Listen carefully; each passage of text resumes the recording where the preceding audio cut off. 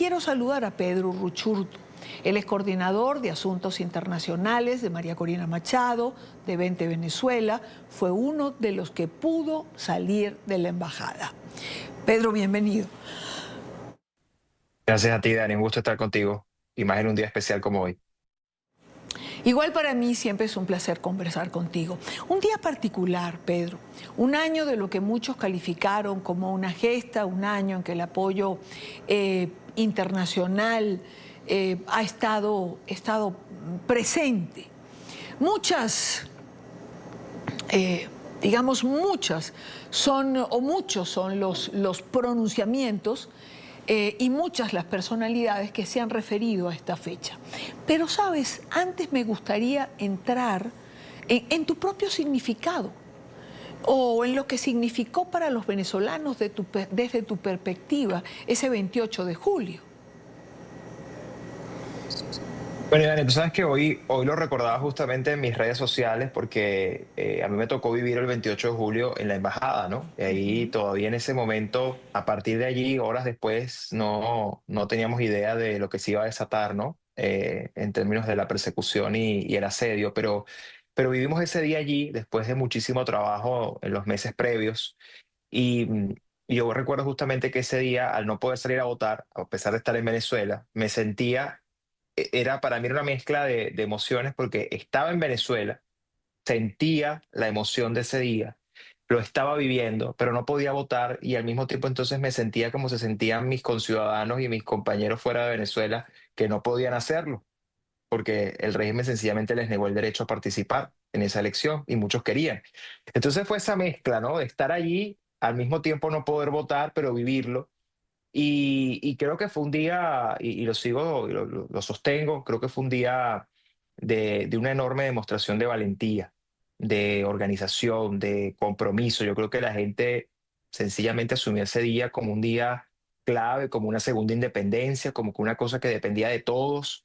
Y yo creo que ahí hay grandes lecciones para un país que ese día decidió ser libre. Al margen de que eso no se ha concretado en la práctica, la decisión se tomó y se ratificó ese día de una manera contundente y como nunca lo habíamos logrado, sobre todo por haberlo probado como lo probamos, ¿no? Y cuando tú te das cuenta de todo lo que hubo allí, ¿no? Esa base, digamos, de organización que hubo, clandestina, pero también visible, pero también de colaboración, cuando sabías que hasta los militares colaboraron en su cosa en su momento de las actas, luego el tema de obtenernos, o sea, el esfuerzo colectivo de una nación que entendió que ese día comenzaba el camino de su libertad. Yo creo que para mí es un gran aprendizaje y una gran lección de ese día. Bueno, no solo estuviste ese día en la Embajada de Argentina en Caracas, fueron muchos más, 412, si no recuerdo mal. 412 días con tus compañeros liberados en la operación Guacamaya. Pero nunca dejaste de trabajar con una disciplina absoluta, cumpliendo tu papel de organizador y de coordinador internacional de 20. Sí, de hecho, yo siempre digo que ahí quizás se nos pasó el tiempo, o sea, estábamos tan metidos en el trabajo antes del 28, durante la campaña, que creo que incluso si hubiéramos tenido, y estoy seguro que las hubo, oportunidades de escapar, no lo vimos, sencillamente ni se nos pasaba por la mente. Nuestra decisión era estar ahí trabajando, porque además yo siempre digo que mientras uno sabía lo que estaba pasando fuera de la embajada, tanto lo bueno como lo malo, en el sentido de sí, las giras, la campaña, pero también la persecución. También mucha de nuestra gente se la empezaron a llevar meses antes y en medio de toda esa campaña, entonces sufríamos mucho. Entonces era raro porque también era, bueno, estamos aquí, estamos de alguna manera protegidos a diferencia de otros que están expuestos en la calle, así que algo tenemos que hacer. Y nuestra manera de hacer fue trabajar permanentemente hasta que llegó el 28 de julio y luego posteriormente. Yo esto creo que nunca lo he contado en detalle, pero por ejemplo, todo lo que fue la organización de los invitados internacionales del comando de campaña, todo se hizo desde la embajada. Y yo estaba días antes de la elección, yo estaba desde la embajada monitoreando en qué hotel se van a quedar, quién los busca en el aeropuerto, de logística, quién confirma, con el equipo que estaba en el terreno. El 98% de esos invitados les fue impedido el ingreso a Venezuela, por cierto, fueron todos deportados. Muy pocos pudieron entrar, que lo hicieron además de milagro. Luego los expulsaron, luego llegó el SEBIN a llevárselos a los hoteles y se los llevó.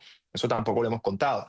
Pero lo cierto es que esa es una de las tantas cosas que hicimos, Idania. Coordinar esfuerzos, hablar con gente, invitar gente. Luego, post 28 de julio, pues evidentemente lo que significaba la reacción internacional al fraude, la respuesta internacional en las cosas que fueron pasando, que eran dos o tres situaciones a la vez. Era represión por un lado, la embajada por el otro, que era parte del contexto represivo, pero también había que avanzar en el trabajo político. Y bueno, al final, así como decidimos resistir, decidimos trabajar. Y ahí está el resultado. Yo creo que hay una enorme conciencia hoy de lo que fue el 28 de julio, de lo que fue ese proceso y esa campaña. Y creo que desde el punto de vista electoral también hay una referencia para el futuro en muchos países en lo que respecta a defensa del voto. Ahora, tampoco se ha contado lo que pasó con lo que fue la Operación Guacamaya. No pretendo que lo cuentes porque sé las limitaciones que tenemos en torno a ello, pero sí quiero que nos cuentes lo que significó para ti esa noche, lo que sentiste entre el riesgo, el miedo, qué implicaba o no. Eh, Fue una noche difícil, los días previos también, que fueron muy pocos, digamos. Estos son cosas que se dan muy rápido, ¿no? Porque son decisiones, además de vida o muerte, que tienes que tomar muy rápido. No es como eso que el tren se te va, ¿no? Bueno, así es, ¿no? Tienes que decidirlo muy rápido. Eh, Evidentemente había miedo, había preocupación, sabíamos que había una alta probabilidad de que fallara esto por lo complejo, por lo que nos rodeaba, por lo que enfrentábamos. Pero ya había llegado un punto, Dani, en el que era preferible correr el riesgo de escapar, como lo hicimos y como lo orquestamos, con el apoyo que ya se ha dicho que tuvimos, que quedarnos adentro de la embajada. Es decir, el riesgo de quedarse dentro de la embajada era mucho mayor. Y estábamos convencidos de eso. Luego, tiempo después, nos enteramos de lo que ellos estaban planificando, que era una, bueno, extracción por medio de una vía, digamos, no usual. En fin, la idea era desaparecernos. Lo intentaron, lo estaban pensando. Y evidentemente, si eso nosotros nos hubiéramos quedado en esa actitud y nos hubiéramos quedado allí, pues probablemente yo no estaría dando esta entrevista el día de hoy.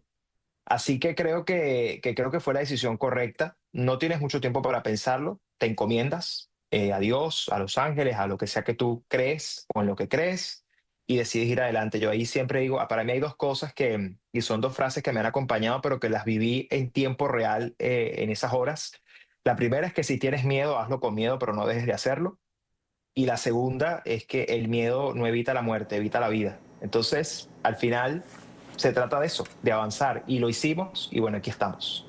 Orgullosos de lo logrado, pero sobre todo más allá del alivio de haber escapado, con la enorme responsabilidad de liberar a todos los que quedaron en Venezuela, que son nuestros compañeros de lucha. El miedo no evita la muerte, sino la vida. Buena frase. Pedro, ¿a qué sabe la libertad? Yo te puedo decir qué me supo a mí cuando los vi, cuando nadie los había visto, por cierto, ya lo podemos comentar.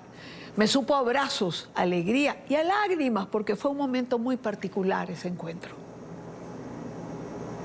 Así es. Mira, en mi caso fue alivio. Cuando te dicen ya estás en un lugar seguro, ya estás en tierra segura, obviamente sientes alivio. Por un momento cierras los ojos y los abres y te das cuenta de que lo que era una pesadilla terminó. Al mismo tiempo, y estoy seguro que me entiendes con esto que te quiero decir, uno se siente aliviado, se siente de alguna manera libre, pero no te sientes completamente libre. Hay un cordón umbilical que es imposible de cortar, que tiene que ver con afectos, con recuerdos, y en nuestro caso, pues con gente querida que quedó allá, que quedó presa, que está secuestrada, y un país que al final está resistiendo, a pesar del dolor, de la rabia, de la persecución.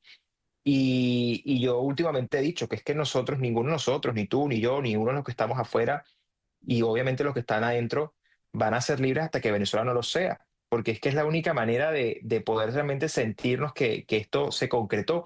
Ahora, y Dania, por supuesto, alivio, agradecimiento, en ese momento un poco de incredulidad, ¿no? De que lo habíamos logrado por todo lo previo que nos tocó vivir en el periplo, digamos, en todo el recorrido, pero fundamentalmente alivio y agradecimiento y bueno. Recuerdo que ya cuando estábamos todos otra vez, o sea, cuando estábamos, digamos, ya en lugar seguro juntos, después de haber asumido todo esto, ya haberlo asimilado, oramos un Padre Nuestro tal cual, igual que lo hicimos antes de salir.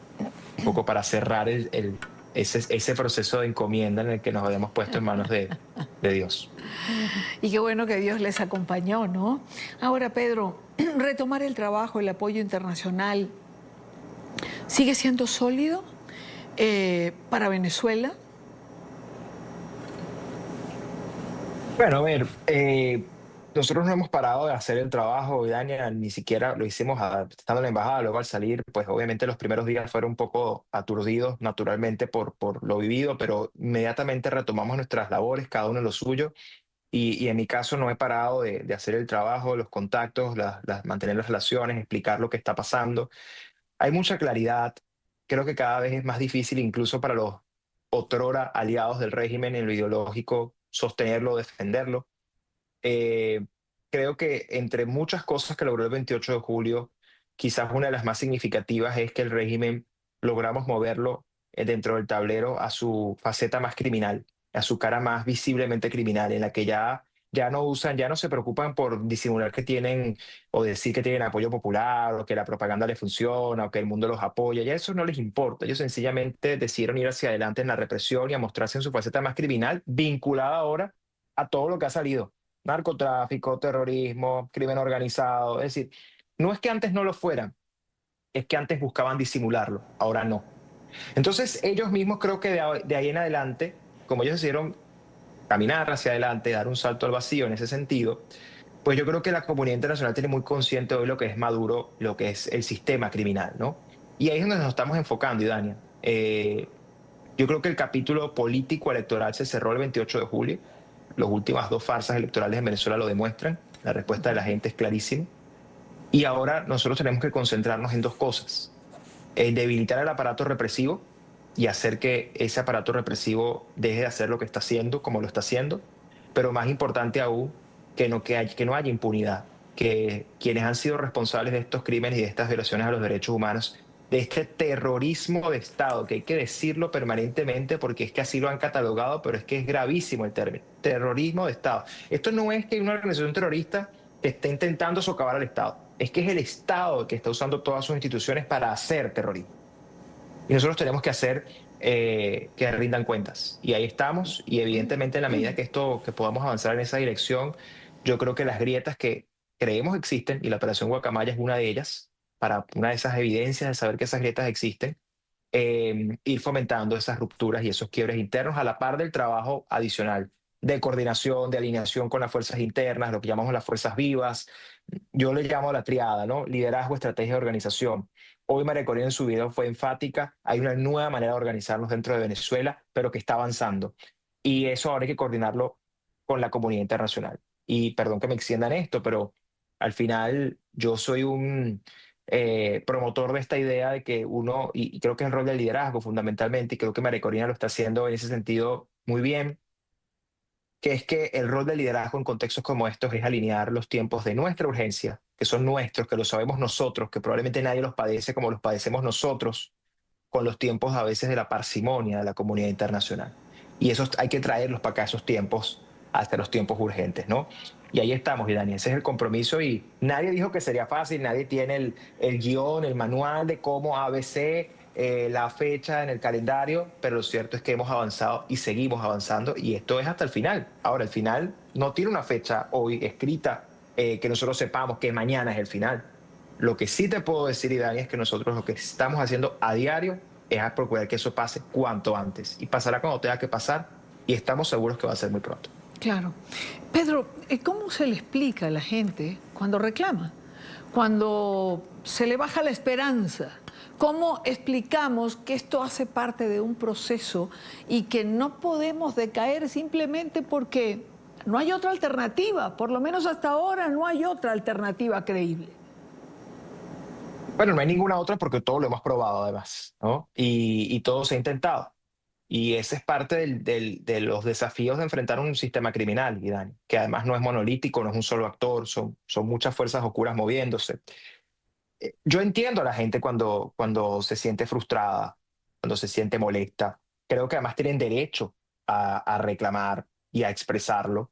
Creo que es parte también del ejercicio de, bueno, entendernos y reconocernos, ¿no? Que no somos perfectos y que, bueno, hay momentos donde uno mismo lo siente, y Dani, hay momentos de, por supuesto, ánimos más arriba, otros días donde la duda rompe un poco Claro, más, y uno siempre tiene que volver a lo que uno cree, a lo que uno defiende, y claro. a lo que dices tú, a lo que nos queda, aferrarnos a lo que nos queda, que es seguir luchando, resistir. Yo le he llamado a eso la obligación moral de resistir. Porque es que al final es lo que te queda hacer. Es decir, tú no te puedes rendir, pero lo que hay es que hacerlo inteligentemente y hacerlo en la dirección correcta. No hacer cosas que beneficien al régimen, como por ejemplo la farsa de ayer. Eso beneficia al régimen al final de cuentas. Eso no ayuda en nada, porque deslegitima el propio 28 de julio, que es nuestra gran trofeo de participación en organización ciudadana, como lo vivimos hace un año. Entonces, es normal sentirse así. Yo entiendo que la gente pueda tener molestia, dudas, pero es eso, es un proceso. No estamos enfrentando un sistema nada fácil, que además no tiene precedentes. A mí me pueden decir de las dictaduras, me pueden decir que las dictaduras de las décadas pasadas en la de América Latina, que tal régimen. No hay precedentes en la magnitud de esto. Mucho menos hay precedente en la escala represiva que hemos visto en los últimos meses. Por lo tanto, esto obliga a plantearnos una lucha que yo no voy a decir que es de mediano y largo plazo, porque para nosotros, como te lo decía, hay tiempos de urgencia, pero es una lucha inteligente que implica organizarnos inteligentemente en clandestinidad, asumir desde afuera también cuidarse, porque la represión transnacional existe también. No es que porque estemos afuera no nos pueden llegar, y hay casos emblemáticos como el caso del teniente Ojeda, entre otros, para demostrarlo, solo por hablar de Venezuela. Entonces, esto implica inteligencia, implica mantenerse resistentes, entender que esto no es fácil, que toma el tiempo que toma, que hay que cuidar a María Corina, que está haciendo su parte como casi que una líder de guerra en este proceso, que hay que cuidar a Edmundo como el depositario de la soberanía nacional, donde Mm. está, y donde al final cada uno tiene una tarea acá, y Dania. Y bueno, se vale dudar un día y sentirse mal otro y tal, pero al final nosotros tenemos un compromiso con la gente y va a tomar lo que tenga que tomar, y estamos haciendo lo que hay que hacer, y Dani. Esto, a ver, una vez quisiera poder decir más y sabes que Claro, no se puede. sí. Por dos razones: por seguridad, evidentemente, también por expectativas, precisamente para que la gente no caiga en la comodidad, digamos, del, bueno, ya que eso se está haciendo, entonces no hago nada. No, es que esto nos compromete a todos. No es fácil, insisto, no hay un manual, pero hemos aprendido mucho. Y yo lo decía, nosotros no somos los mismos, pero el régimen tampoco. Nosotros nos han dado duro, Sí. nos han golpeado, nos han herido, pero el régimen también está herido. Y hemos dado también nuestros golpes y contragolpes allí. Entonces, bueno, hay que seguir, porque es que no hay otra opción. Al menos para mí no hay otra opción. A pesar, y te lo digo, mucha gente me dice, bueno, ya tú saliste de la embajada, ya renuncia a todo porque ya viviste lo peor. No, es que yo no he vivido lo peor. Mucha gente lo está pasando peor que yo, pero es que para mí no existe una idea de una vida distinta a la de vivir en Venezuela y en libertad, como lo dice María Corina. Por lo tanto, hay que hacer lo que tenemos que hacer, tome lo que tome, Dan. Absolutamente de acuerdo contigo, Pedro. Lo decía al comienzo del programa.